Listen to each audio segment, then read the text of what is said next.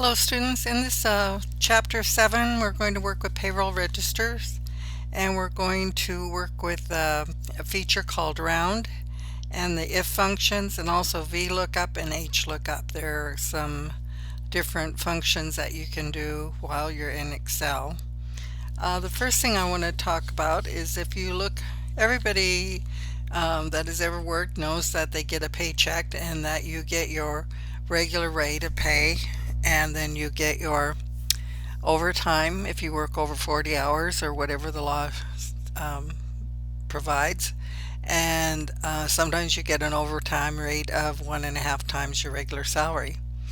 So in this, and then after you get your gross wages, which is the number of hours you work times your salary, that gives you your wages. And from there, uh, or it could be called your total earnings, and then we take out the federal withholding tax and Social Security tax, and then Medicare is taken out of it, Social Security, and then sometimes if you have deductions for health benefits, or you might donate, or like for our school we have the opportunity to have money taken out for the scholarship programs, the foundation, and so a lot of faculty do that here. And then we also have it for us, our faculty, we have union dues that are deducted. So you take your total earnings minus all your deductions, and then you get your net earnings. And so the total earnings that you get is called your gross earnings, and then you deduct all your deductions, and then you get your net earnings. So if you look on page 196, they show you kind of a payroll register, what it looks like. And page 197, it kind of explains that. So on your own, you can read about that. The first function that is discussed in here is called the rounding function. And so instead of just decreasing the number of digits in a cell, the number of digits that come after the decimal point, you can use either increase, decrease decimal, which we've looked at before, or we can use what is called round. And round actually changes the number from a long number to a number that might only have 2 places after the decimal point. Whereas if you just increase the decimal point, the number doesn't change. It can be a long number, and that affects your calculations and that type of thing. So okay, so that's explained on 199 how that works. And then we have what is called the if function. So that's a statement that if some particular circumstance is met, then something will happen. If not, something else will happen. So and I'll talk about that as we go along in here. So the first thing, let's turn to page 201, EA7D1, and in this exercise we're going to populate an existing payroll register that we've got started here. I've got it on my screen, and we're going to complete the overtime earnings, the total earnings, federal withholding, state withholding columns. And so let's just keep in mind that we have some information when we get to the FWT and SWT, which is the federal withholding tax and state withholding tax. That blue chart, we're going to come back and get some information from that. So the first thing that we're going to do is step number 2 is we're going to select H9, which is right here, to figure out our overtime earnings. And in this we're going to set up an if function. So the test is if F9, okay, so where's F9? Right over here. F9 equals 0, then we're going to type NA, not applicable. So if you have 0 overtime hours, that means you don't get any, so then it should give you the message NA, not applicable. And then if you do have overtime, if it is over 0, then you're going to want to multiply the hour, for example 5 times the rate, G9, and you'll get your overtime. Okay, so let's talk about this again. So in this cell here, H9, if there are hours, then it will multiply the hours times the rate and give you overtime. If the value in this overtime hours is 0, it's going to write the word NA. So let's write the formula and see how that works. So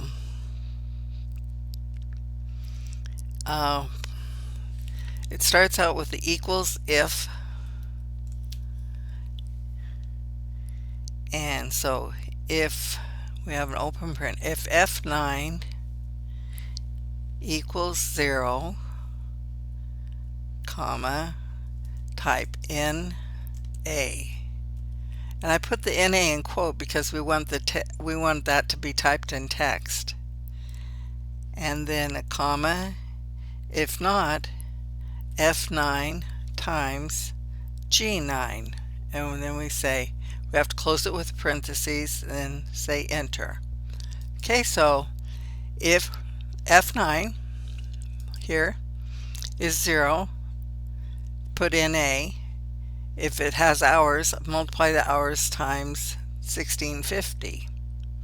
So now let's go ahead and pull that value down. And here I have 0, and I got NA to type. 0, then I have NA. 9 times 1650 is this, and 3 times 1650 is 4950. Okay, so that one worked very easy. I do see that in step 2 they want you to do it through the function library, so that would have been up here. This is the function library, more functions, and getting here you can type it in here. You can actually see this formula now. So this should have said that F9, if F9 equals 0, then type NA. If not, then multiply F9 times G9. And I just happen to have my my cell was selected F13 is why it said that in there. Anyway, I'm going to cancel that because we got it all fixed. Okay, now I did step 4 where it said double click and do the fill handle. But now what we're going to do is in cell I9, okay, we're going to have what is called a nested formula. We're going to have one formula and then inside the formula have another. Now it's showing some spaces in here and you actually don't put any spaces in here. So watch how I do it. I'll say equals round open parentheses if H9 equals text in A, then E9 comma E9 plus H9 close paren comma to that. Now the 2 part goes with the rounding formula here or function, so that we only have 2 decimal places.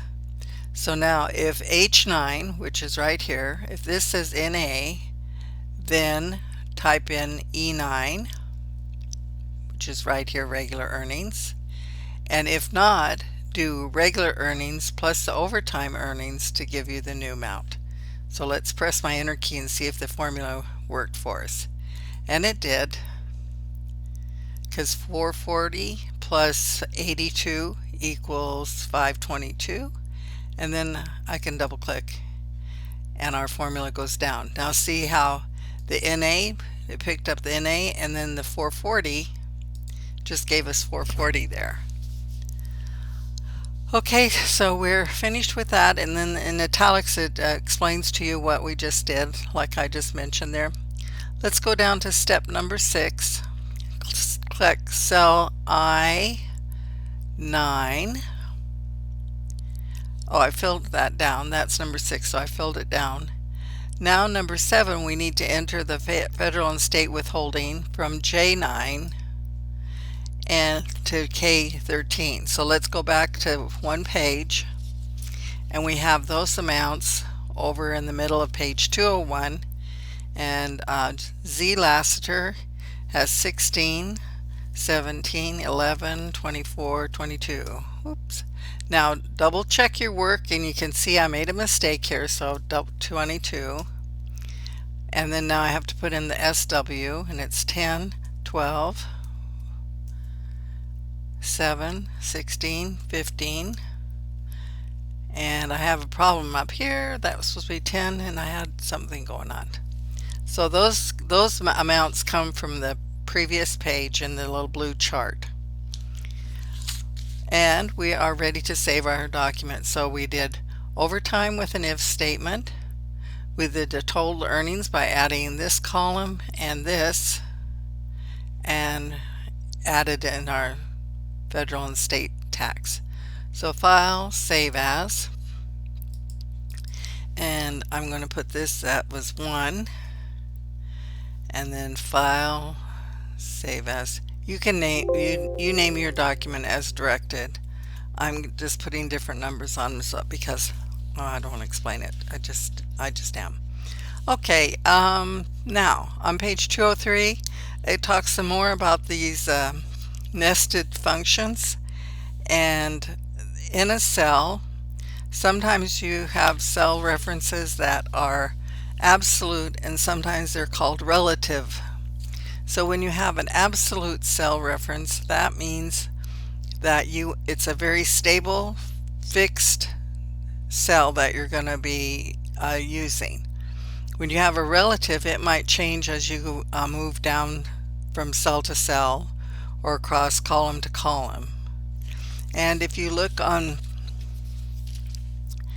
page 205, the mixed cell references, for the first one that they have here, they have a cell reference that picks the row is steady, A is fixed, and the column 2 is not.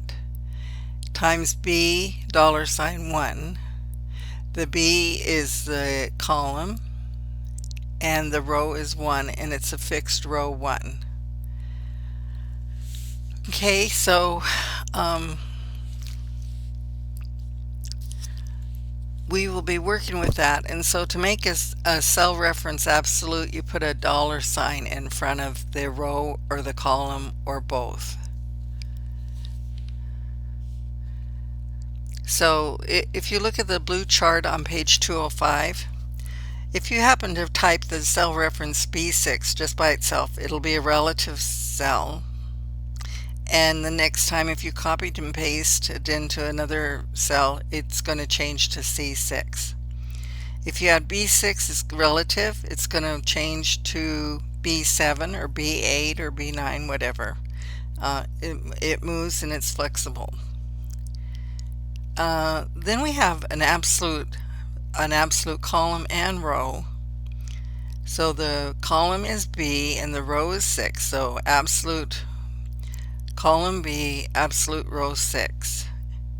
And if you went to one column to the right, it's still going to stay the same. And if you go to one row down, it's going to stay the same.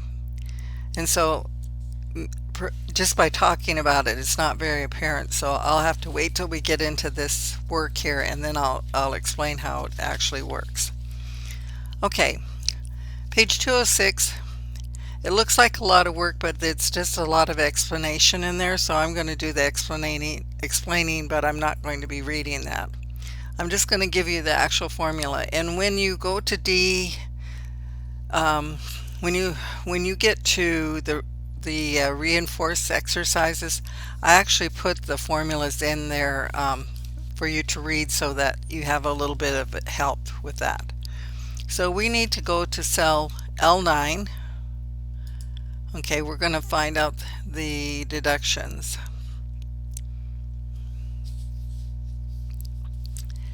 So we have to look at our wage base and see how many wages, When you figure out your federal withholding, you have to pay withholding tax on up to the amount of 137,000. And once you hit that threshold, you don't have to pay any more Social Security tax. So I don't know, um, for so if you're a medium wage earner, like you make $50,000 or $60,000, you have to pay Social Security on all the money you make. If you make $200,000 a year, you have to pay Social Security on the first 137,000, and then after that, you don't pay any more Social Security. So when people are talking about raise the cap, that's what they're talking about. They want to raise that amount from 137 up to maybe 200,000, so that people that are making a lot of money still have to pay Social Security.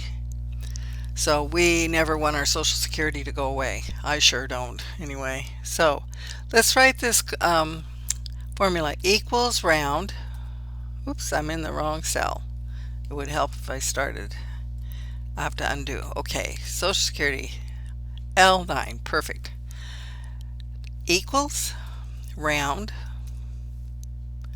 open paren, if, open paren, I-27, and where's I-27? Right here. If that is greater than,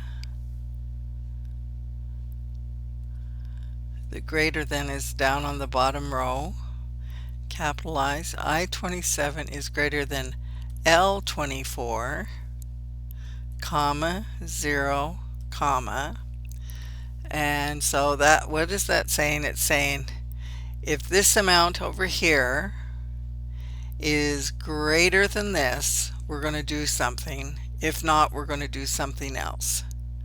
So if this amount here is greater than that, put in a 0. Meaning if you've reached the threshold, you're not going to pay any more Social Security. However, if this amount is less than that, we're going to do this. We're going to put in if I-27 plus I-9, which is your amount of money that you just made, right? Your earnings. So it's adding what you earned before, your prior earnings with your new earnings. Your I-9 is less than L-24. Then multiply I-9 times L-22, which is 6.2%. You jump down here. Okay, and then we need a comma after that. We're not done writing this whole long thing yet. We're on step number 4. Then L24 minus I27, close paren, time L22, close paren, comma 2, that 2 is for the rounding, and we're going to type enter, but that's not going to fix our whole thing. So it says our Social Security is $32.40. Now when I fill this down, we're going to be using relative. All of the numbers in here are relative, meaning that if when we pull this down, they're going to change. And that's not going to make us go up here to the 620 or go over here to this table or do exactly what we want to do.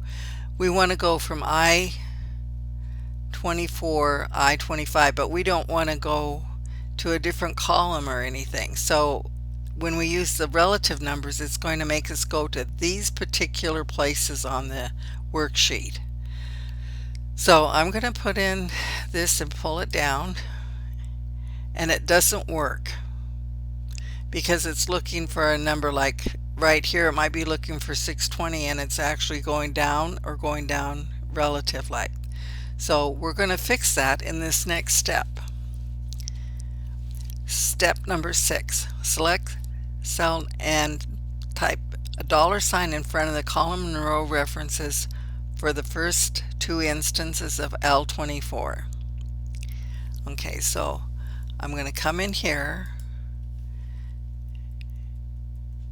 and here's my first instance of L24. I'm going to just type a $, which is right above the 4, a $,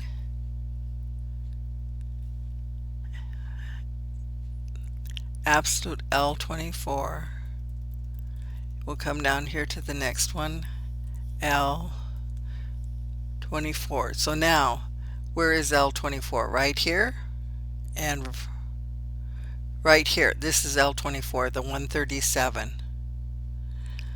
And notice how the colors match. Like this one is red and those numbers are red. L24 is red. Then this one here is L22, and see it's green, and here it's green up here. So these are kind of like color coded to match. So if we're clicking on this cell, it's the green one, and then we have a blue one. The blue one is right here. This is, I don't want to click off of this here yet.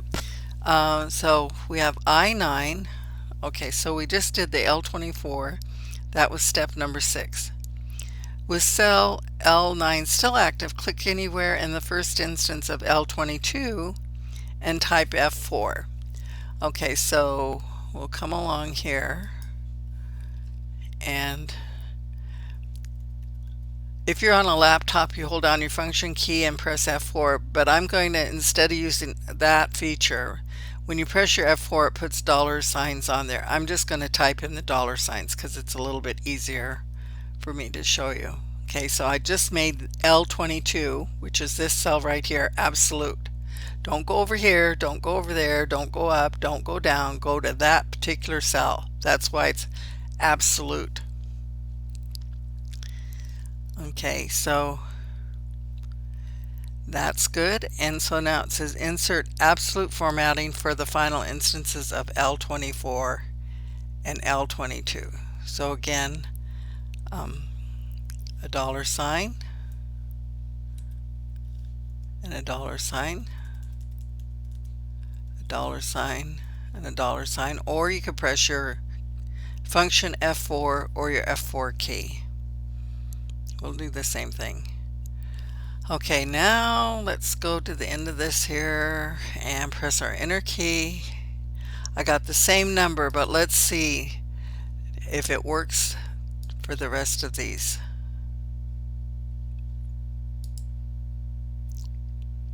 Okay.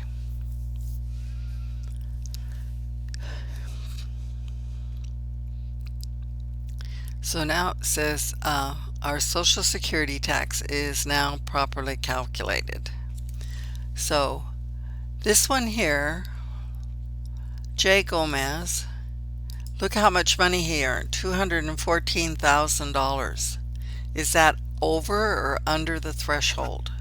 It's over the threshold of 137, so he does not have to pay Social Security on that. Okay. And now we're going to fix cell M9, Medicare. We're going to type equals round, so our numbers get rounded, open paren, click I9, and type a multiplication sign, an asterisk, and then click M22, M22, which is right there. And now this is going to need to be an absolute number. So this time I am going to hold down my function key and I'll press F4 and see how it put $ on it. And then we need a comma and a 2 and a close. The 2 belongs to the rounding part. Round 2 decimal points. Okay, press our enter key and then pull it down. So our Medicare is a percentage of 1%. Okay, and now we're ready to file save as.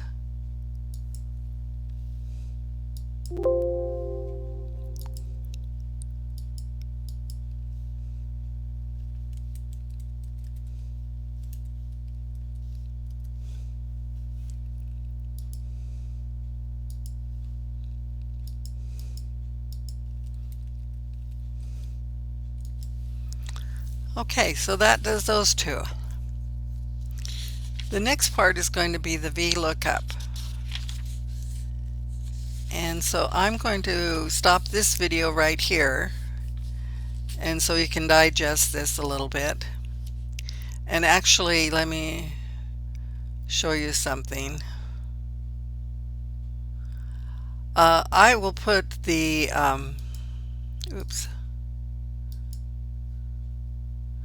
I will put the formulas, the full formulas, in the D section where you're supposed to upload your number. So let me go to this course here.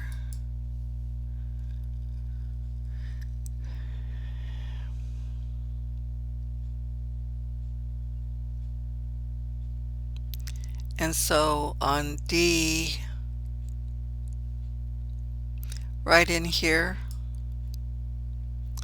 I don't have anything written in here, but I will write the formulas that we just used and made in here so that you have a reference.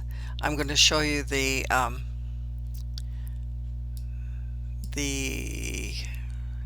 answer key to the R's. So in this one here, an R1, there's the answer key, and then I show you what the formulas will look like, just in case you have a little bit of problems with it. So because this is tricky and it's the first time that you've been introduced to it, and so I don't want it to be real hard, but if you watch where you put your commas, and if you get an error, if it doesn't work, go back and look and reread and redo. It's really paying a close attention to the details.